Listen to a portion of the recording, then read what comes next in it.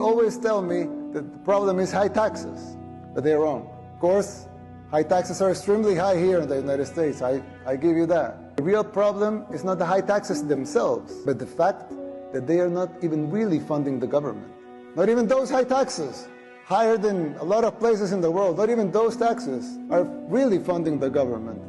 So who's financing the government? Government is financed by treasury bonds. And who buys the treasury bonds? Mostly the Fed. And how does the Fed buy them? By printing money.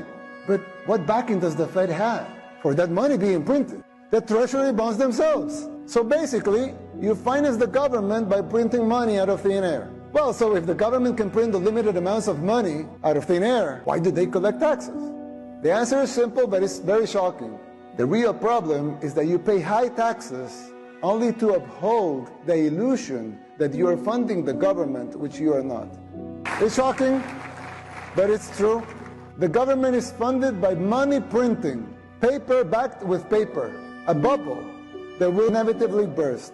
The situation is even worse than it seems, because if most Americans and the rest of the world were to become aware of this farce, confidence in your currency would be lost, the dollar would fall, and the Western civilization with it. If the next president of the United States doesn't make the necessary policies and structural changes, sooner or later that bubble will burst. There's still time.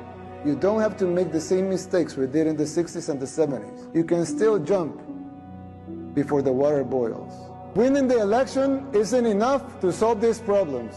They will not simply go away as a consequence of an electoral result. It will take a total re-engineering of the government top to bottom. It will entail making difficult decisions. It will be hard. The system will push back, but you have the right to determine your own fate.